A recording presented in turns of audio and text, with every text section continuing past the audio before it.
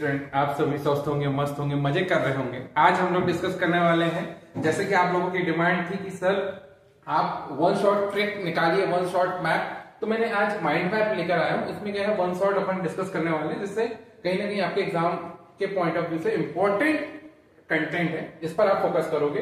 सबसे पहले देखते हैं first chapter relation and functions में सबसे इंपॉर्टेंट है जो इक्विवेलेंस रिलेशन पूछता है। इक्विवेलेंस रिलेशंस बनता कैसे है, तो इसमें आपको रिफ्लेक्सिव, सिमेट्रिक और ट्रांजिटिव तीनों को क्या करके दिखाना पड़ता है, प्रूफ दिखाना पड़ता है। जैसे रिफ्लेक्सिव में एक ही एलिमेंट कंसीडर करते हैं, सिमेट्रिक में दो एलिमेंट, देखिए ना, रिफ्लेक्सिव में एक एलिमेंट कंसीडर करते हैं, इसमें दो एलिमेंट कंसीडर करते हैं, और ट्रांजिटिव में हम लोग जनरली कितने एलिमेंट कंसीडर करके सॉल्व करते हैं, इसको तीन एलिमेंट कंसीडर करके हम लोग उसको सॉल्व करते हैं। रिफ्लेक्सिव में खुद की इमेज खुद पे बनती है, सिमेट्रिक एक दूसरे का क्या होता है, उल्टा होता है। ट्रांजिटिव में क्या करते हैं, दो रिलेशंस को कोरिलेट करके थर्ड रिलेशंस को प्रूफ करना रहता है।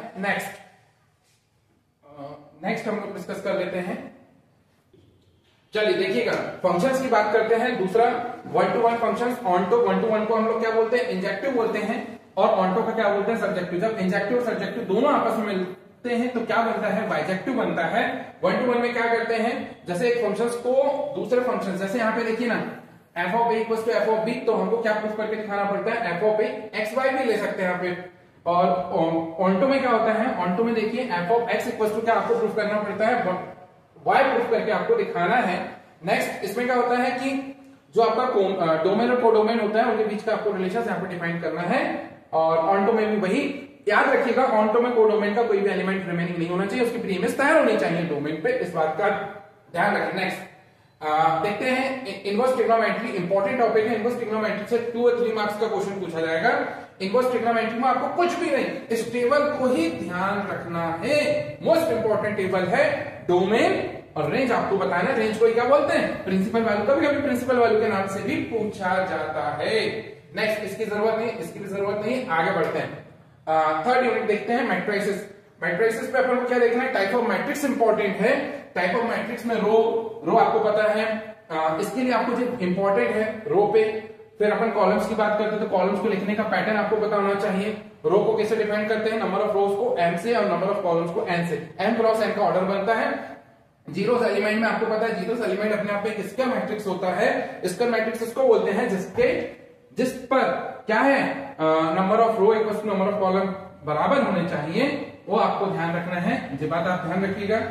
इसका मैट्रिक्स से क्या बना आपका, जीरोस मैट्रिक्स। डायगोनल्स की बात मैं कर रहा हूं, तो डायगोनल्स इंपॉर्टेंट है। डायगोनल्स में जो होता है, प्रिंसिपल डायगोनल के एलिमेंट क्या होने चाहिए, प्रिंसिपल डायगोनल के एलिमेंट को छोड़कर, देखिए ना, डायगोनल्स की यदि अपन बात करते हैं तो कुछ इस तरीके से होगा, बाकी सब क्या हो जाएगा, जीरो। तो प्रिंसिपल डायगोनल के एलिमेंट को छोड़कर बाकी सभी एलिमेंट क्या हो जाते हैं, जीरो। स्केलर में क्या होता है, स्केलर में जो प्रिंसिपल डायगोनल होती है उसके एलिमेंट क्या होने चाहिए, सेम होने चाहिए।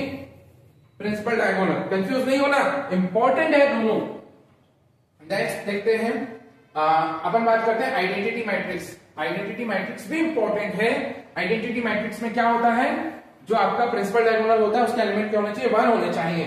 Next operations, matrices, multiplications. तो मल्टीप्लिकेशंस आपको आता है, एक छोटी सी ट्रिक मैं आपको दे देता हूं, बहुत इंपॉर्टेंट है। यदि आपके पास दो मैट्रिक्स है जिसकी ऑर्डर m क्रॉस n है और एक n क्रॉस p है, तो आपसे पूछा जाता है बताओ a टू b का ऑर्डर क्या होगा।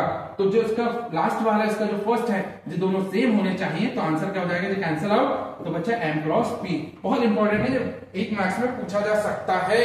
नेक्स्ट प्रॉपर्टी में दोनों चीज पूछी जाती है, मल्टीप्लिकेशंस की भी और एडिशंस की भी। मल्टीप्लिकेशंस में कम्यूटेटिव लॉ को फॉलो नहीं करता, एसोसिएटिव लॉ को आप देखिए। मल्टीप्लिकेटिव में आइडेंटिटी क्या होता है, क्रॉस, बहुत इंपॉर्टेंट है। a टू b बराबर b टू बराबर i क्या है, आइडेंटिटी मैट्रिक्स, जो मैंने अभी आपको पीछे बताया था। यहां से ही तो इनवर्स निकलता है।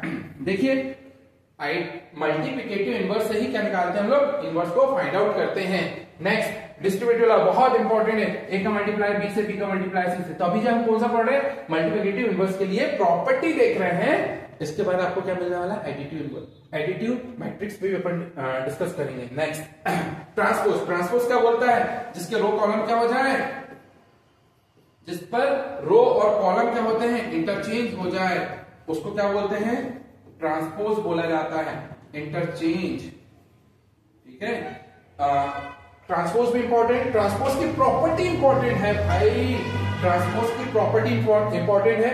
और ट्रांसपोज से क्या बनता है, इसके सिमेट्रिक और सिमेट्रिक, तो सिमेट्रिक और इसके सिमेट्रिक में आगे भी बता दूंगा, उस पर अपन को क्या देखते हैं। जैसे सिमेट्रिक में क्या होता है, ए डैश बराबर क्या बताना पड़ता है, जे होता है सिमेट्रिक, और इसके सिमेट्रिक में क्या है, ए डैश बराबर माइनस है, तो क्या हो गया आपका इसके सिमेट्रिक। जब दोनों का सम पूछा जाए ना, तो दोनों के सम में आपको ध्यान देना है, तो उसके लिए जो फॉर्मूला इंपॉर्टेंट है, जिस फॉर्मूले पे आपको फोकस करना है, मोस्ट इंपॉर्टेंट थिंग, जो दोनों फॉर्मूले आपको पता होना चाहिए, जे सिमेट्रिक है और जो क्या है आपका इसके सिमेट्रिक। नेक्स्ट, अच्छा एक खास बात और कि इसके सिमेट्रिक जो होता है उसका प्रिंसिपल डायगोनल एलिमेंट 0 होना चाहिए। और एक ट्रिक और मैं देता हूं आपको, एक छोटी सी ट्रिक, कि जो प्रिंसिपल डायगोनल होते हैं वो अपने आप पे मिरर का काम करते हैं।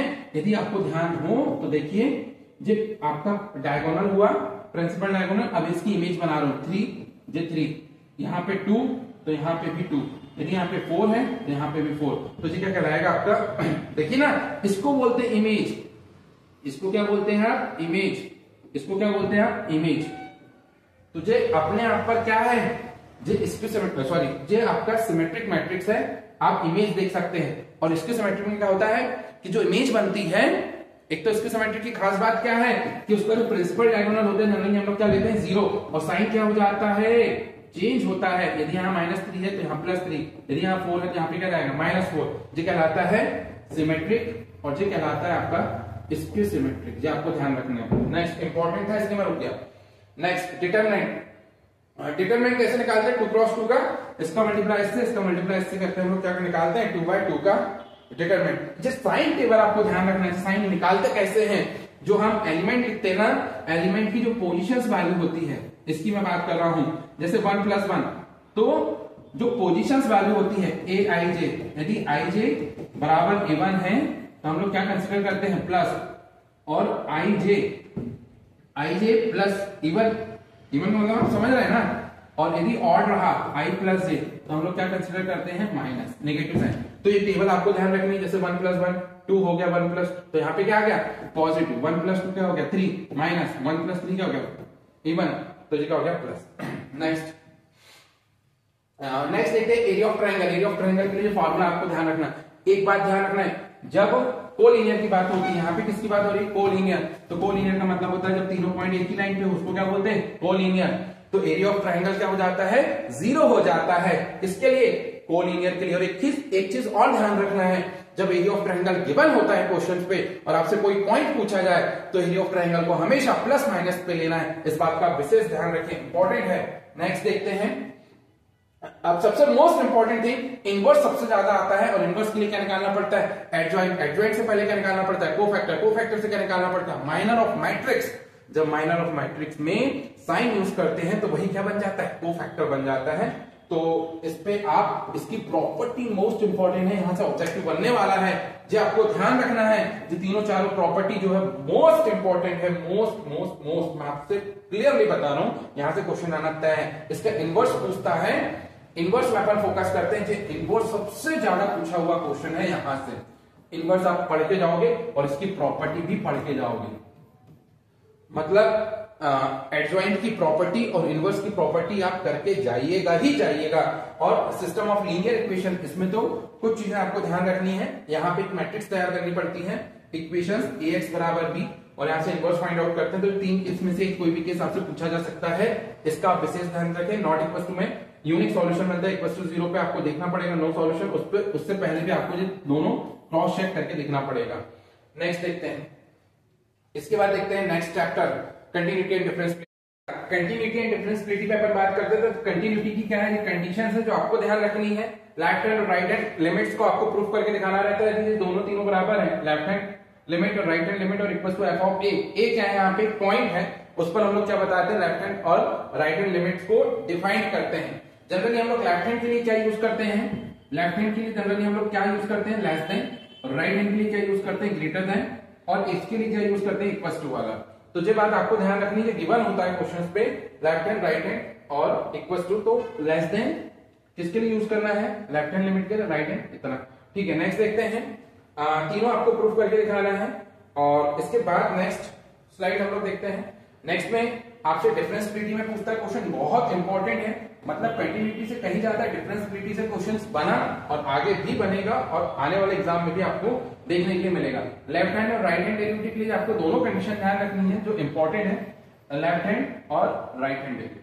नेक्स्ट देखते हैं आपको मोस्ट इंपॉर्टेंट डिफरेंशिएशन के फॉर्मूले, इंटीग्रेशन के फॉर्मूले, ट्रिग्नोमेट्री, जो तीनों से लगभग 30 to 40% क्वेश्चन यहां से बनने वाले हैं। तीनों के फॉर्मूले आपको अच्छे से याद करके जाना है।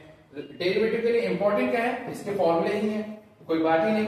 नेक्स्ट देखते हैं एक्सपोनेंशियल फॉर्म आपको पता होना चाहिए, तो इसमें लॉग की प्रॉपर्टीज आपको पता हो, और ये तीनों जो है वो एक्सपोनेंशियल्स के ही फॉर्म है। नेक्स्ट देखते हैं applications of derivative. Applications of derivative में आपको मैक्सिमम, मिनिमम, इंक्रीज और स्पीडली, तो देखिएगा इंक्रीज का केस आपको पता होना चाहिए और इंक्रीज के बाद स्पीडली इंक्रीज का भी पता होना चाहिए, यहां से क्वेश्चन आता है। डिक्रीज के लिए आपको पता होना चाहिए और इसी पे नेक्स्ट देखते हैं, देखिएगा इंक्रीज के लिए इक्वल का साइन लेस देन इक्वल आता है, ये बात आपको ध्यान रखना है। स्ट्रिक्टली के लिए केवल लेस देन आता है, स्ट्रिक्ट डिक्रीज के लिए ग्रेटर देन आता है, जो आपको केवल और केवल याद रखना है, बाकी कुछ करने की जरूरत नहीं है। नेक्स्ट देखते हैं इसके बाद डिक्रीजिंग के लिए आप देखिएगा, डिक्रीजिंग के लिए ग्रेटर देन इक्वल आता है, मतलब यहाँ सब अपोजिट हो रहा है, इंक्रीज में लेस देन, डिक्रीज में ग्रेटर देन, तो ये बात आपको ध्यान रखनी है। मैक्सिमम मिनिमा में एब्सोल्यूट मैक्सिमा और मैक्सिमा, एब्सोल्यूट मैक्सिमा से भी क्वेश्चन बना है, एक बार इसको फोकस करके जाइएगा, क्योंकि केवल कंडीशन याद करना है, बाकी कुछ करने की आपको जरूरत नहीं है। नेक्स्ट देखते हैं इंटीग्रल। इंटीग्रल में आपको केवल और केवल यहाँ से फॉर्मूले, मैं आपको फिर वही चीज बोल रहा हूँ, फॉर्मूले इंपॉर्टेंट है। इंटीग्रेशन, डिफरेंशिएशन, ट्रिग्नोमेट्री में बार बार इस पे क्यों फोकस कर रहा हूं, क्योंकि यहां से 30 to 40% क्वेश्चन आना तय है, आप विश्वास करिए इस बात का। नेक्स्ट देखते हैं इंटीग्रेशन के फॉर्मूले, जो आपको याद करने हैं, इंटीग्रेशन के फॉर्मूले हैं आपको याद रखने हैं। फिर इसके बाद पार्शियल फ्रैक्शंस में आपको जो केसेस याद रखने पड़ते हैं, पार्शियल फ्रैक्शन से भी क्वेश्चन आया है। नेक्स्ट पार्शियल फ्रैक्शंस के 3-4 टाइप है, यही से क्वेश्चन बनते हैं, आपको पार्शियल फ्रैक्शंस ब्रेक करते बनना चाहिए, उसके टाइप को देखना है। फिर मल्टीप्लिकेशंस वाला जो फॉर्मूला इंपॉर्टेंट है, तो बार बार पूछा गया। नेक्स्ट इस पे देखते हैं आपको जो है ना आपके जो टाइप जो है ना इंटीग्रेशंस का बहुत इंपॉर्टेंट है। यहां से क्वेश्चन कहां मिलेगा आपको, मैं आपको बताता हूं, एप्लीकेशन ऑफ इंटीग्रल में यहां से क्वेश्चन बनता है इन तीनों फॉर्मूले से। नेक्स्ट देखते हैं इंटीग्रल पार्शियल, नेक्स्ट इंपॉर्टेंट नहीं है इतना। अब यहां देखते हैं डेफिनेट इंटीग्रल। डेफिनेट इंटीग्रल में क्या दिया रहता है, लिमिट दी रहती है, और लिमिट में कुछ प्रॉपर्टीज आपको लगानी है। मोस्ट इंपॉर्टेंट प्रॉपर्टी है इवन और ऑड की, मोस्ट इंपॉर्टेंट है, इसको अच्छे से आप पढ़ के जाइए। इवन और ऑड दोनों के केस में आपको इंपॉर्टेंट ही यहां से क्वेश्चन बनेगा, इंपॉर्टेंट है। Application of integral, application of integral में आपको दो टाइप से आपको क्वेश्चन को सॉल्व करने को मिलता है, या तो आप जो स्ट्रिक आप बना रहे हैं वो y एक्सिस के लॉन्ग बनाओ, या स्ट्रिक उसको x एक्सिस के जिसके लॉन्ग बनेगा उसके भी यहाँ पे उसका इंटीग्रेशन सॉल्व होता है। जैसे आप जो दोनों केस बनेंगे, दोनों में से आप जिस पे चाहो उस पे क्वेश्चन को सॉल्व कर सकते हैं, और जिसके बिहाफ में आप या तो x एक्सिस के रिस्पेक्ट में इंटीग्रेशन करोगे तो लिमिट भी x एक्सिस की लेनी पड़ेगी, y एक्सिस के रिस्पेक्ट में करोगे तो y एक्सिस की, और जिसके एक्सिस में लेना है देखिएगा स्ट्रिक उसी के पैरेलल बनती है। जो बात करेंगे, देखिए जी x एक्सिस के लॉन्ग है तो x एक्सिस के ही रिस्पेक्ट में इंटीग्रेशन हुआ है। नेक्स्ट फिर बात करते हैं डिफरेंशियल इक्वेशंस में। तो डिफरेंशियल इक्वेशंस में ऑर्डर और डिग्री से इंपॉर्टेंट क्वेश्चन बनने वाला है। ऑर्डर किसको बोलते हैं, ऑर्डर उसको बोला जाता है जो मैक्सिमम टाइम डिफरेंशिएट होता है, उसको ऑर्डर कहते हैं। मैक्सिमम टाइम की डिफरेंशिएशन की पावर को क्या कहते हैं, डिग्री। यहां से क्वेश्चन यहां से बनता है, ऑब्जेक्टिव बनता है, क्वेश्चन यहां से बनेगा। ये बात आप ध्यान रखिएगा। ऑर्डर, जनरल सॉल्यूशन और पर्टिकुलर सॉल्यूशन में आपको फोकस करना है, यहां से भी क्वेश्चन आया है, ये बात आप ध्यान रखिएगा। और आपको ये भी पता होगा कि जितने आपके पास कांस्टेंट कोएफिशिएंट गिवन होते हैं उतने टाइम उसका क्या होता है, डिफरेंशिएशन होता है, ये बात आपको पता है। नेक्स्ट देखते हैं, इसमें जो टाइप आपको ध्यान रखना है, एक जो इंपॉर्टेंट तो नहीं है उतना, लेकिन फिर भी इसको ध्यान रखिए। ध्यान रखने में क्या, x बराबर या y बराबर, ज्यादातर तो हम लोग y बराबर vx को ही लेकर सॉल्व करते हैं। यहाँ पे जो मोस्ट इंपॉर्टेंट है लीनियर डिफरेंशियल इक्वेशन से गारंटेड यहां से क्वेश्चन बनता है। आप इसके टाइप को ध्यान रखिएगा, जो टाइप इंपॉर्टेंट है। इंटीग्रल का आपको जो इंटीग्रल फैक्टर ध्यान रखना है, उसका कंप्लीट सॉल्यूशन आपको ध्यान रखना है। जो इंपॉर्टेंट है इसको फोकस करके जाइएगा, इसको कंपेयर करते आपसे करना चाहिए। यहाँ पी और क्यू जो होंगे वो एक्स के फंक्शंस होंगे, बिल्कुल जो देखिए, और आपको आईएफ और कंप्लीट सॉल्यूशंस पता होना चाहिए। नेक्स्ट हम लोग देखते हैं वेक्टर अलजेब्रा से। तो वेक्टर अलजेब्रा में जीरो वेक्टर तो कोई प्रॉब्लम है नहीं, मैग्नीट्यूड भी आपसे बन जाएगा, मैग्नीट्यूड निकालते बनना चाहिए आपसे। फिर इसके बाद यूनिटी वेक्टर से क्वेश्चन आता है जो आपसे बनना चाहिए। यूनिटी वेक्टर पे पोजीशन वेक्टर आपको पता है हमेशा ओरिजिन के रिस्पेक्ट में निकाला जाता है, जो आपको पता होना चाहिए।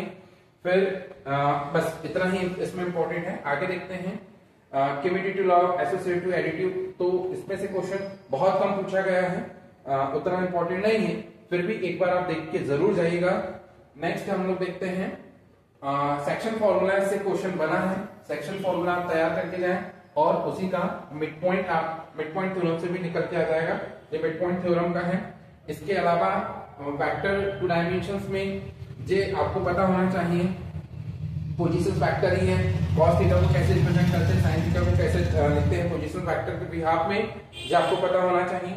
नेक्स्ट क्वेश्चन यहाँ हम लोग आ चुके हैं 3 डायमेंशन में। 3 डायमेंशन से भी क्वेश्चन आया सेम, जो जैसे हम लोग 2 डायमेंशन में अल्फा और बीटा दो एंगल्स को रिप्रेजेंट करते थे, यहाँ पे आपको जो लेना है अल्फा बीटा गामा लेना पड़ेगा, एक्स एक्सिस के अलॉन्ग, वाई एक्सिस के अलॉन्ग और जेड एक्सिस के along. Position vector unity vector आपको पता है, आई जे के जो होता है वो एक्स एक्सिस, वाई एक्सिस और जेड एक्सिस के अलॉन्ग यूनिटी वेक्टर को लिया जाता है, जो डायरेक्शन को रिप्रेजेंट करता है एक्सिस की।